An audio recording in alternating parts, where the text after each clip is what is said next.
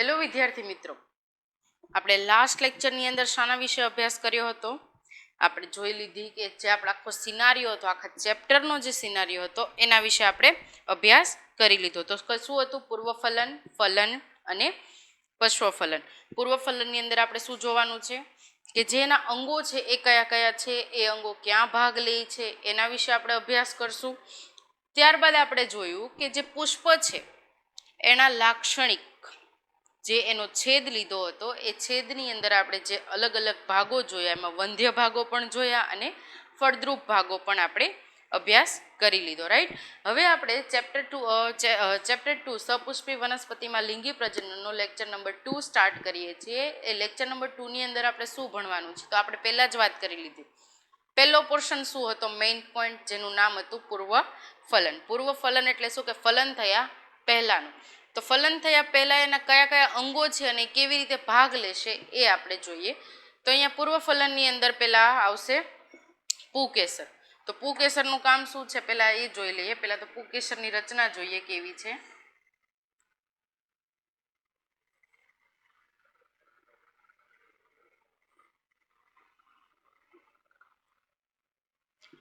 આ છે આપણું પુકેસર. રાઈટ. તો હવે અહીંયા પુકેસરની રચનાની અંદર જોઈએ અને શું કહેવાય? પરાગાશય. શું કહેવાય? પરાગાશય. એટલે હું આને શું કહીશ? એન્થર. રાઈટ. આ શું છે? તંતુ. એટલે શું થશે? ફિલામેન્ટ. આટલું ક્લિયર? તંતુ છે અને આપણે ફિલામેન્ટ કહીએ છીએ. હવે ખાસ યાદ રાખજો, આ પોર્શન જે છે એટલે કે આ એ ભાગને શું કહેવાય? એને કહેવાય યોજી.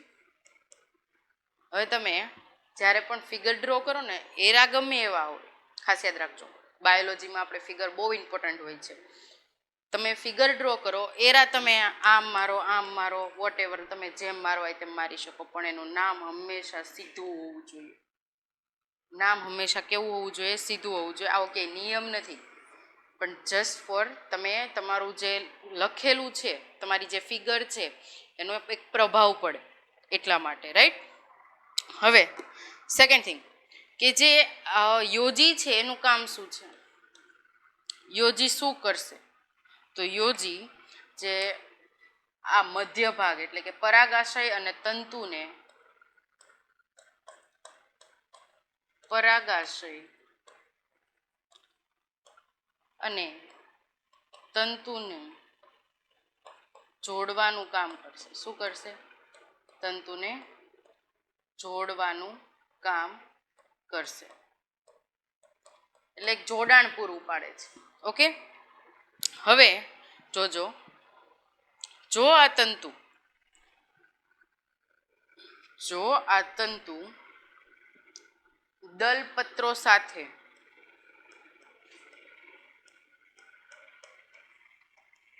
સંકળાયેલું હોય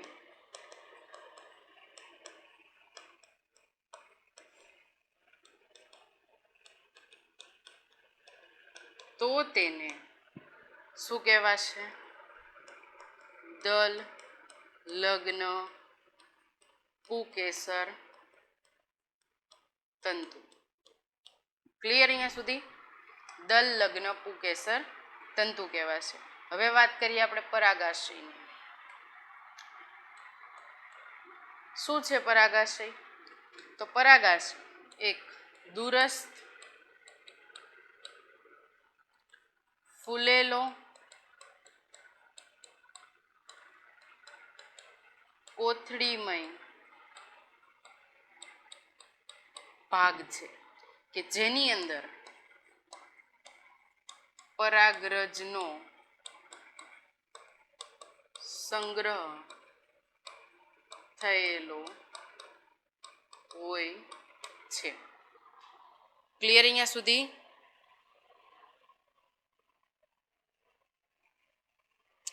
જો આટલું માઇન્ડની અંદર તમારે રાખવાનું છે કે પૂર્વફલનની અંદર પુકેસર આવે, પરાગાશય આવે, યોજી આવે અને તંતુ આવે.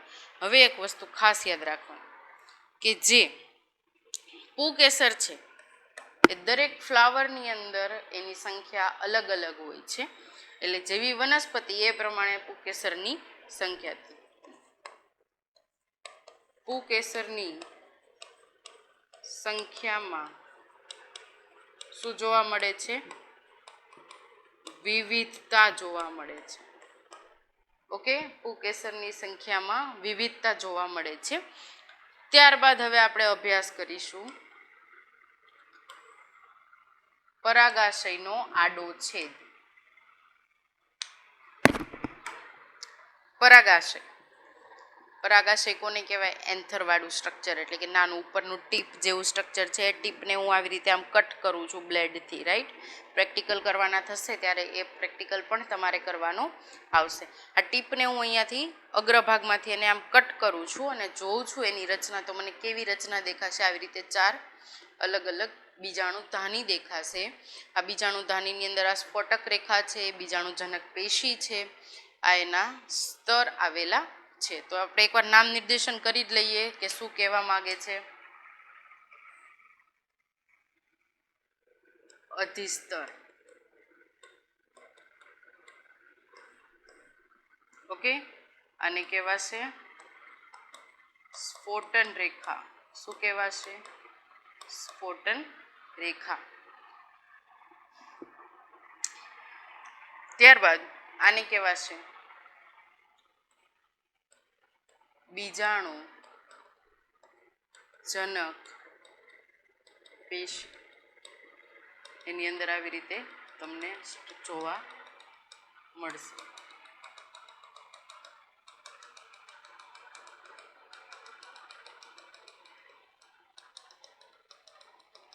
આ શું છે? યોજી. ઓકે, આટલું સ્ટ્રક્ચર તમારે યાદ રાખવાનું છે. આ સ્ફોટન રેખા છે, આ બીજાણુજનક પેશી છે. ત્યારબાદ હવે આપણે વાત કરીએ બીજાણુજનક પેશીને બીજું શું કહી શકો તમે? પરાગ કોથળી પણ કહી શકો. શું કહી શકો? પરાગ કોથળી, જે શું કરે છે? પરાગરજનો સંગ્રહ કરે છે. શું કરે છે? પરાગરજનો સંગ્રહ કરશે. ક્લિયર અહીંયા સુધી? હવે આપણે જોઈએ કે જે આપણે ભણવાના છીએ એનું સ્ટ્રક્ચર આપણે એકવાર જોઈ લઈએ.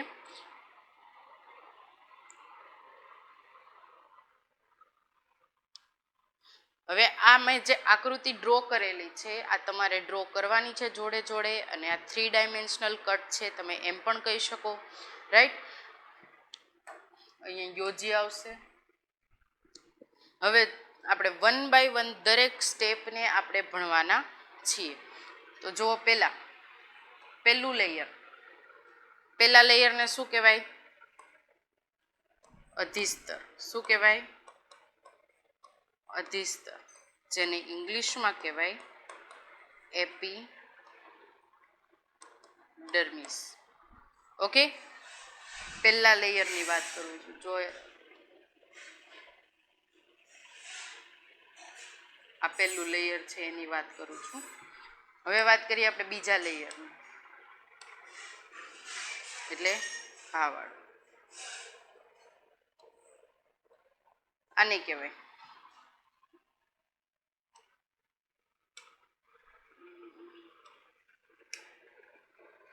સ્ફોટન રેખા. શું કહેવાય?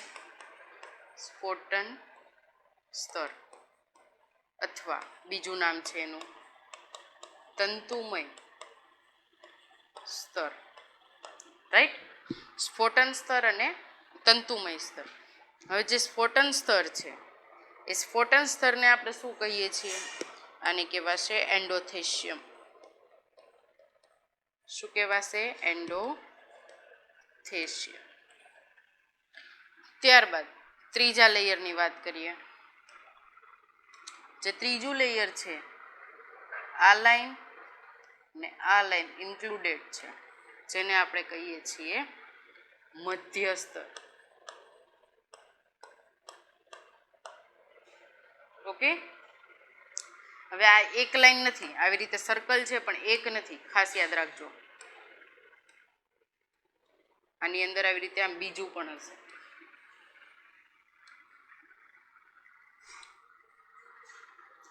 પછીનું જે લેયર છે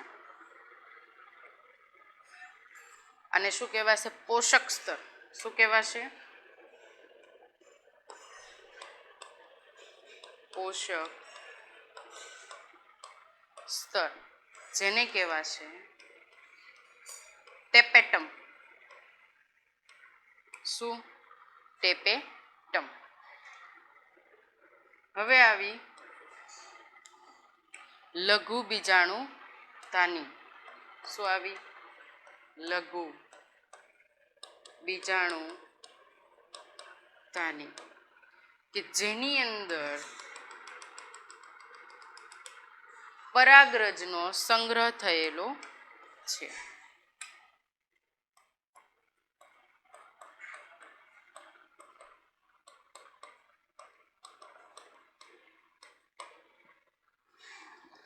three dimension cut of anther. Okay, આપણે અહીંયા જે ભણીએ છીએ શું છે? Three dimension cut of anther, એટલે 3 ડાયમેન્શનની અંદર આપણે આકૃતિ જોઈએ છીએ. તો અહીંયા જુઓ, પેલું લેયર છે અધિસ્તર, બીજું લેયર છે આપણે સ્ફોટન સ્તર. જો હું નંબર આપી દઉં છું એટલે તમને ઇસ્યુ ના થાય. આ છે ફર્સ્ટ, બીજું, ત્રીજું અને ચોથું. ક્લિયર? આ 4 લેયર છે તમારે યાદ રાખવાના છે. અને આપણે શું કહેશું? યોજી. ક્યાં હમણાં આનો ઉપયોગ થશે? હમણાં આપણે આગળ ભણશું. યોજી છે. અને અહીંયા લઘુ બીજાણુ ધાનીની અંદર શું જોવા મળે છે? પરાગરજ છે એ જોવા મળશે. ક્લિયર અહીંયા સુધી? હવે આપણે એની એક ફિગર જોઈ લઈએ.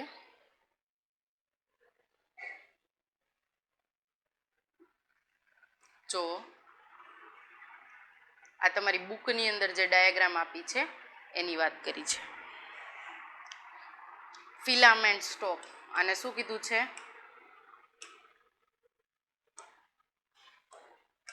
તંતુ. શું છે આ? તંતુ. આ પોર્શન મેં આગળ ડ્રો કર્યો હતો એ, બરોબર? જે આપણે આવી રીતે આમ સોરી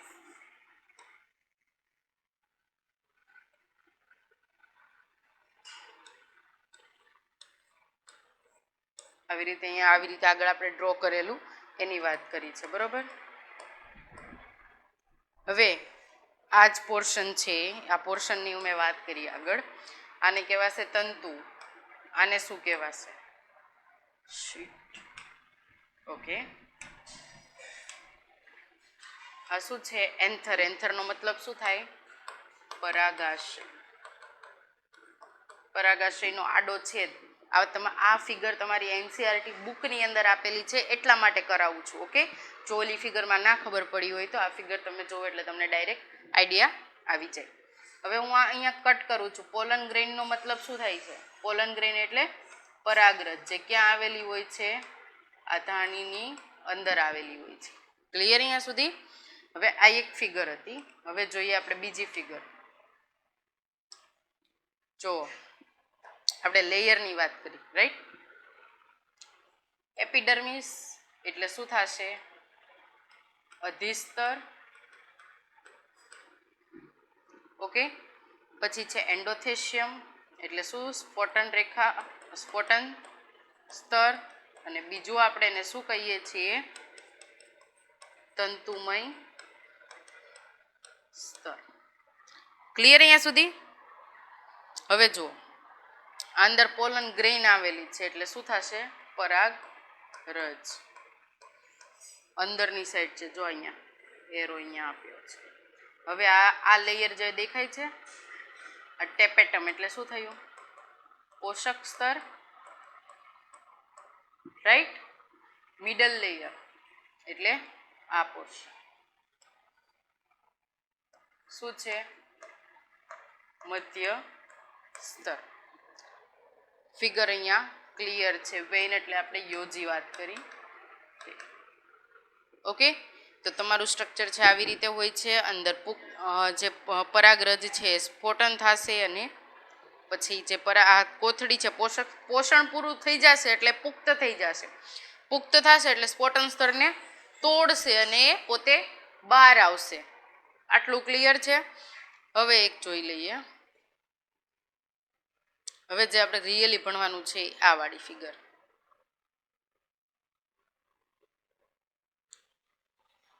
ઓકે, જુઓ આ ફિગર તમારી એનસીઆરટી બુકની અંદર આપેલી છે, એટલા માટે હું અલગ અલગ ફિગર લઈને સમજાવું છું. એનસીઆરટીની પણ તમને ખબર પડે, જે રેગ્યુલર આપણે યુઝ કરી મીન્સ રેગ્યુલર આપણે જોઈએ છીએ એ પણ તમને ખબર પડે. હવે અહીંયા શું કર્યું છે, અહીંયા આટલો પોર્શન છે લઈ લીધો છે.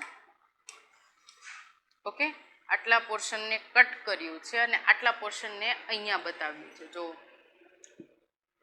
હવે અહીંયા ઓલા ગીચડાવાળી હતી એટલે તમને થોડુંક સમજવામાં તકલીફ થતી હતી, એટલે અહીંયા થોડું ઝૂમ કરીને બતાવું છું કે ભાઈ અહીંયા પહેલા લેયરને એપિડર્મિસ કહેવાય. જો આ પહેલું લેયર બતાવે છે, પછી એન્ડોથેશિયમ એટલે આ બીજું લેયર બતાવે છે. મિડલ જોવો કયું છે, દેખાણું.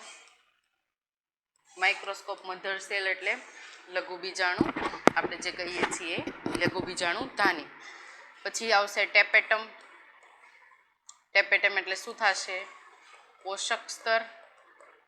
જો ક્યાં છે, આ લેયર પોષક સ્તર છે, આ છે માઇક્રોસ્પોર મધર સેલ. પછી આવી રીતે આમ અંદર અંદર આવેલા હશે તો ત્યાં પરાગરજ જોવા મળશે આપણને. ઓકે, જે અહીંયા સ્પોરેન્જિનિયસ ટિશ્યુ કીધું છે, સ્પોરેન્જિનિયસ ટિશ્યુ આ શું છે, બીજાણુ જનક પેશી. ક્લિયર અહીંયા સુધી? આટલી ફિગર ક્લિયર છે. તો આપણે 1 બાય 1 હવે બધા લેયર છે એના વિશે અભ્યાસ કરવાનો છે. તો જોઈએ.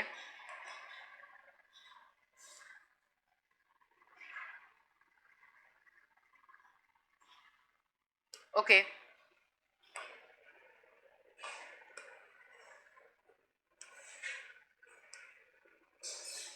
તો પહેલું લેયર હું સ્ટાર્ટ કરીશ અધિસ્તર. કોના વિશે? અધિસ્તર વિશે. શું છે, એક તો ફિગરની અંદર જોતા જજો ક્યાં છે અધિસ્તર. અધિસ્તર સ્ટાર્ટ કરું એની પહેલા જોઈએ કે જે આયામ ધરીની જે ખાચ છે, દેખાય છે ને,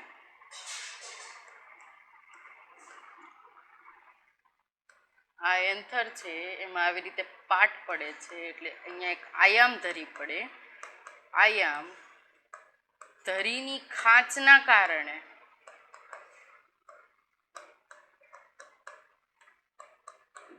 જે પરાગાશય છે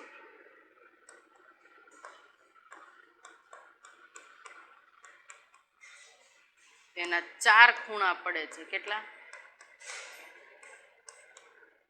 એટલા માટે આપણે એને શું કહીએ છીએ, પરાગ ચતુષ્ક પણ કહેવાય. હવે એ આગળ કેમ પરાગ ચતુષ્ક કહેવાય છે એ લઘુ બીજાણુ જનનની અંદર આપણે એને જોઈશું. હવે આપણે વાત કરીએ અધિસ્તરની. અધિસ્તરની અંદર પહેલા તો શું આવશે એના વિશે આપણે અભ્યાસ કરીએ. પહેલા તો સ્ટ્રક્ચર જુઓ. એપિડર્મિસ એટલે શું થશે, અધિસ્તર, રાઈટ. તો હવે આ જે અધિસ્તર છે એમ કહી શકું કે જે રક્ષણાત્મક પહેલું જ લેયર છે એટલે શું કરે છે, રક્ષણ પૂરું પાડે છે. તો આ કેવું સ્તર છે, રક્ષણાત્મક સ્તર છે. કેવું? રક્ષણાત્મક સ્તર, જે શું પૂરું પાડે છે, રક્ષણ પૂરું પાડે છે.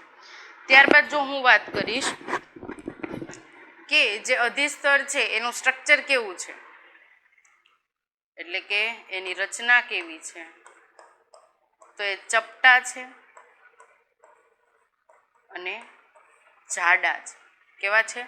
ચપટા છે અને જાડા જોવા મળે છે. અહીંયા સુધી ક્લિયર? આ છે અધિસ્તર, બરોબર. ત્યારબાદ હવે આપણે અધિસ્તરની વાત કરશું. અધિસ્તર બાદ આપણે વાત કરશું સ્ફોટિસ્તર.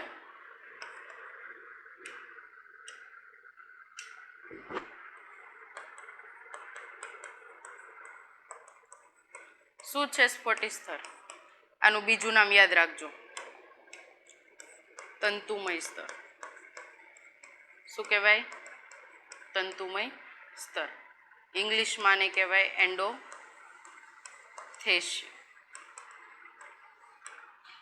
ઓકે, ઇંગ્લિશમાં એને શું કહેવાય? એન્ડોથેશિયમ. હવે જુઓ, જે સ્ફટિક સ્તર છે એની રચના પહેલા જોઈ લો.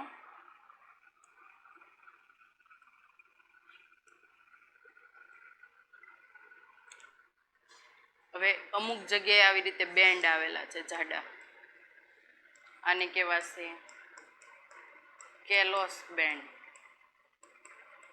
જ્યાં બેન્ડ ના હોય એને કહેવાશે સ્ટોમિયમ. શું કહેવાશે? સ્ટોમિયમ. ખાસ યાદ રાખજો, જ્યાં જોવા મળે એને કેલોસ બેન્ડ કહેવાય, જ્યાં બેન્ડ જોવા ના મળે એને સ્ટોમિયમ કહેવાય. અહીંયા સુધી ક્લિયર? હવે જોઈએ, જે આપણને સ્ટોમિયમ જોવા મળે છે, પરાગરજ પુખ્ત થશે ત્યારે શું થશે? આ સ્ટોમિયમની અસર શું તમને જોવા મળશે? તો આપણે હવે વાત કરીએ જેની અંદરની સપાટી હતી. એક વસ્તુ ભૂલી ગઈ કહેતા સ્ટ્રક્ચરમાં, જેની આ અંદરની સપાટી છે આ વાળી, આલ્ફા સેલ્યુલોઝનું હોય છે. આવરણ શેનું હોય છે?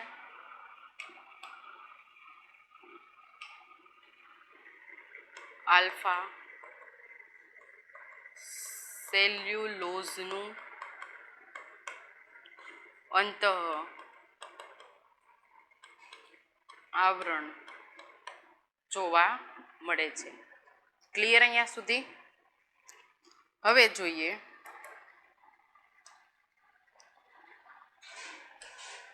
જે આપણે સ્ફોટન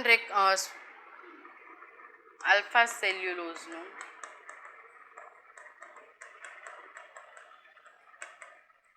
અંતઃ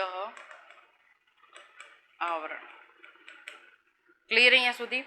હવે જ્યાં કેલોસ બેન્ડ ગેરહાજર હોય, પોઈન્ટ લખું છું, કહ્યું તો ખરા મેં તમને, કેલોસ બેન્ડ ગેરહાજર હોય તેને શું કહેવાય? સ્ટોમિયમ. રાઈટ?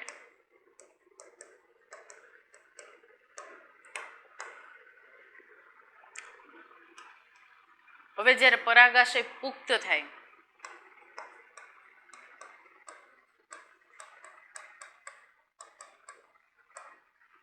ત્યારે જે આ સ્ફોટક સ્તર છે, સ્ફોટક સ્તર એની ઉપર જે બેન્ડ આવેલા છે એ વાળો ભાગ ભેજગ્રાહી તરીકે વર્તે. પુખ્ત થાય ત્યારે, ખાસ યાદ રાખજો, પરાગાશય પુખ્ત થાય ત્યારે ભેજગ્રાહી તરીકે વર્તે. હવે ભેજગ્રાહી તરીકે વર્તે એટલે એનો મતલબ શું થાય? કે જ્યારે H2O એની ઉપર આવે, આ જે સ્ફટિક સ્તર છે એના ઉપર, તો એ શું કરશે? એનું શોષણ કરશે. ઓકે, શોષણ કરશે એટલે શું થશે? જે ભાગ છે એની ઉપર પાણી પડે એનું શોષણ કરી નાખે એટલે ભાગ સુકેલો થઈ જાય. સુકાઈને એ શું કરશે? એ ફાટશે. સ્ફોટક સ્તર તૂટશે. પરિણામે જે પરાગરજ છે બહાર નીકળશે.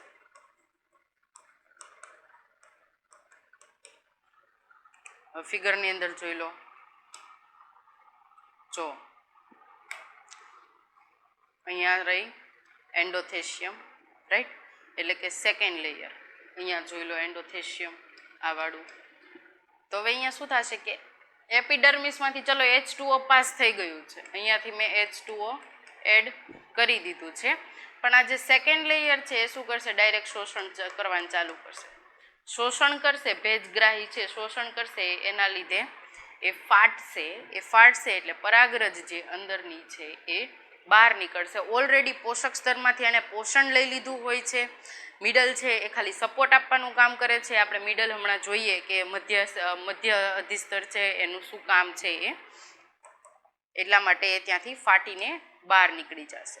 ક્લિયર અહીંયા સુધી? હવે આપણે વાત કરીશું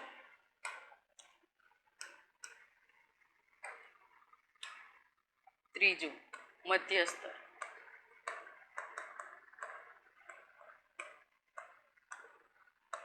શું છે મધ્યસ્તર?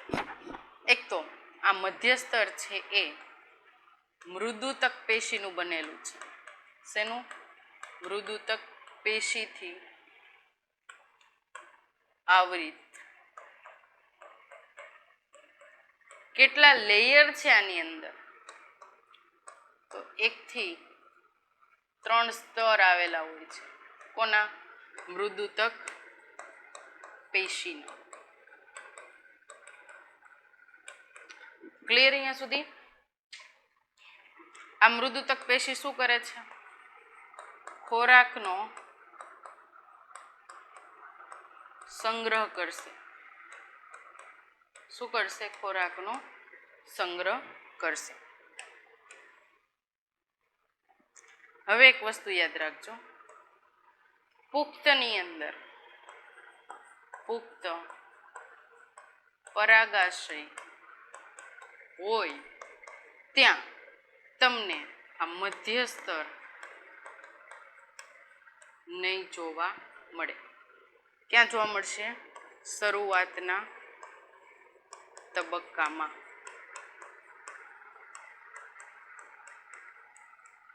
ક્લિયર? હવે જુઓ, એટલે હું એમ કહી શકું કે જે પરિપક્વ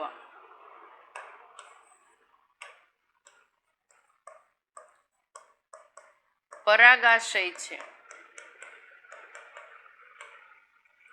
જે દિવાલ છે એ કેટલા સ્તરીય છે? 3 સ્તરીય છે એમ કહી શકું. ખાસ યાદ રાખજો કે પરિપક્વ પરાગાશયની જે દિવાલ છે એ 3 સ્તરીય છે, પણ પુખ્ત નહીં હોય તો એની દિવાલ 4 સ્તરીય છે. Okay, clear? હવે ત્યારબાદ જોઈએ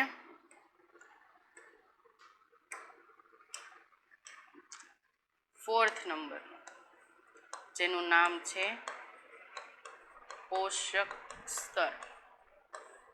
જેને શું કહેવાય? ટેપેટમ.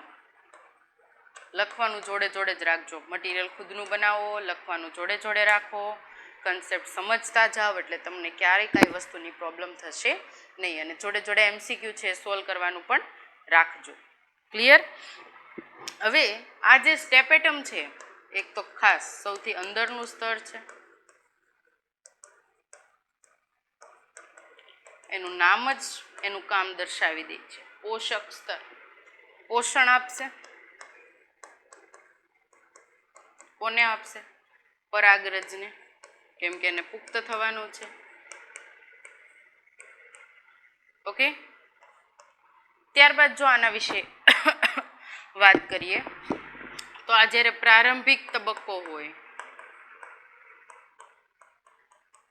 ત્યારે દ્વિકોષ કેન્દ્રી હોય. સમજો, પ્રારંભિક તબક્કાની અંદર દ્વિકોષ કેન્દ્રી તમને જોવા મળશે. આ જોવા મળ્યા? આ શું છે? દ્વિકોષ કેન્દ્રી. ઓકે, પછી ધીમે ધીમે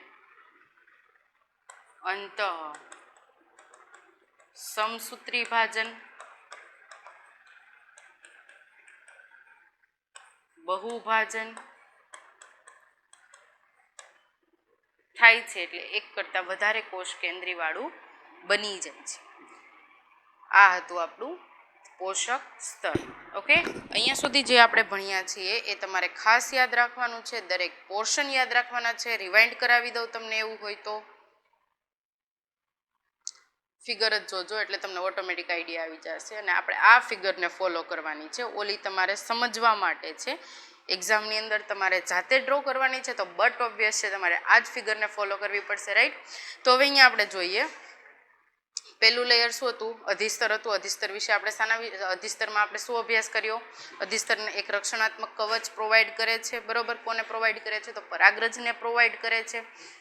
હવે જે પછી સેકન્ડ આપણું લેયર હતું, એ સેકન્ડ લેયર કયું? સ્ફોટન સ્તર હતું. સ્ફોટન સ્તરની અંદર આપણે શું ભણ્યા કે જે સ્ફોટન સ્તર છે એની અંદરની જે સાઈડ છે આલ્ફા સેલ્યુલોઝની બનેલી હોય છે, એની ઉપર કેલોસ બેન્ડ આવેલા હોય છે, અરીય સપાટી હોય છે.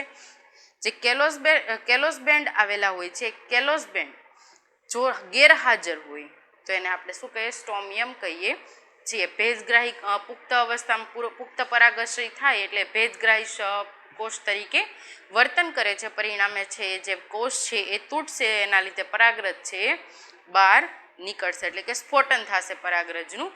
ત્યારબાદ આપણે વાત કરીએ મધ્યસ્તરની પુખ્ત અવસ્થાની અંદર જોવા નહીં મળે. અને સેકન્ડ તમારે એ યાદ રાખવાનું છે કે જો પુખ્ત હશે તો 3 સ્તરીય હશે, અધરવાઇઝ પુખ્ત નહીં હોય તો 4 સ્તરીય હશે. ઓકે, પછી આપણે વાત કરીએ પોષક સ્તરની. પોષક સ્તરની અંદર આપણે હમણાં લાસ્ટમાં જ ભણ્યા ટેપેટમ પોષણ પૂરું પાડે છે. કોને? તો પરાગરજને પોષણ પૂરું પાડશે.